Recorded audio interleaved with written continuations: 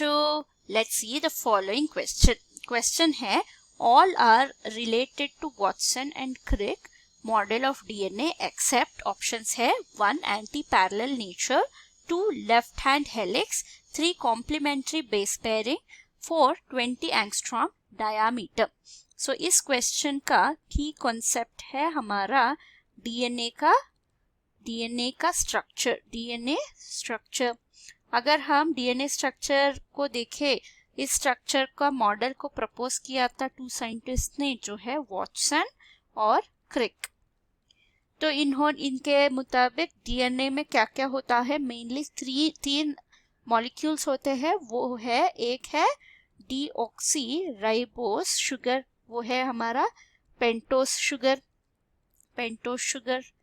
और सेकंड है हमारा फॉस्फेट ग्रुप। ये दोनों मिलके हमारा बैकबोन बन जाएगा डीएनए का। और तीसरा है हमारा नाइट्रोजिनस बेस में 2 तरह के बेसेस होते हैं। एक है प्यूरिन में हमारा 2 नाइट्रोजिनस बेसेस होते हैं, आर्जिनाइन, और दूसरा है ग्वानाइन। और हमारा second category of nitrogenous bases होते हैं पिरिमिडिन। जब हम डीएनए में देखते हैं, पिरिमिडिन में हमें थाइमिन मिलता है, आरएनए में यूरासिल मिलता है। तो थाइमिन और साइटोसिन जो है वो हमारे डीएनए का नाइट्रोजनस बेसिस होते हैं।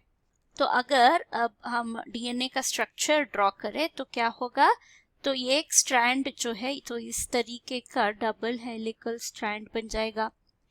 करेक्ट। एक स्ट्रैंड जो है वो 5 प्राइम टू 3 प्राइम रन करता है, और दूसरा स्ट्रैंड जो है वो ऑपोजिट यानी 3 प्राइम टू 5 प्राइम रन करता है।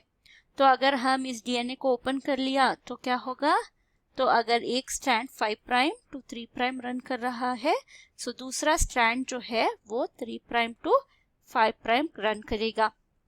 तो हमें 2 डायग्राम्स क्यों चाहिए, अभी बताती हूँ। तो अगर हमारे पास 5 प्राइम में यानी इस स्ट्रैंड में ए है, जी है, ए फिर सी और टी है अगर, तो ऑपोजिट स्ट्रैंड में क्या होगा, ऑपोजिट स्ट्रैंड में ए के ऑपोजिट टी रहेगा, जी के ऑपोजिट सी रहेगा। तो हमारा बेसिस इस तरह दिखेंगे।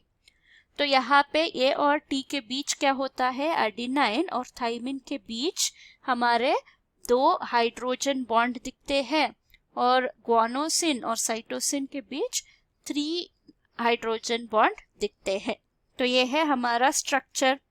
तो अगर हम एक हेलिकल स्ट्रक्चर देखें, यानी तो एक हेलिकल स्ट्रक्चर में क्या क्या होता है, तो ये है एक माइनर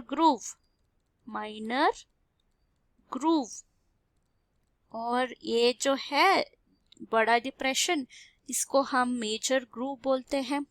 तो इन दोनों को मिला के हमारा एक कंप्लीट टर्न होता है, 1 टर्न। और 1 टर्न में हमें 10 बेस पेयर्स मिलते हैं, मतलब इस तरीके का ये टी जी सी, सो इसको एक पेयर बोलते हैं। तो इस तरीके का 10 बेस पेयर्स मिलते हैं इन 1 टर्न। और 1 टर्न का डिस्टेंस होता है, डिस्टेंस जो है वो 34 नैनोमीटर होता है, लेंथ ऑफ 1 कंप्लीट टर्न। और डायामीटर कितना होता है, इसको डायामीटर बोलते हैं, डायामीटर जो है 20 एंगस्ट्रॉम होता है। तो ये डीएनए को प्रपोज किया था हमारा वॉटसन एंड क्रिक ने, इसको हम बी डीएनए बोलते हैं। ये जो है हमारा राइट हैंडेड हेलिकल स्ट्रक्चर होता है, राइट हैंडेड हेलिक्स। ओके।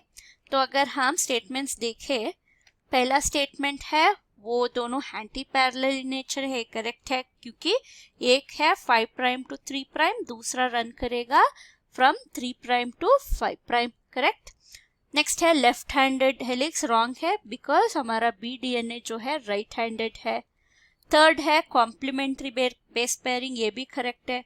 तो ये जो है टी से पेयर करता है, जी जो सी से पेयर करता है, ये कॉम्प्लीमेंट्री बेस पेयरिंग है।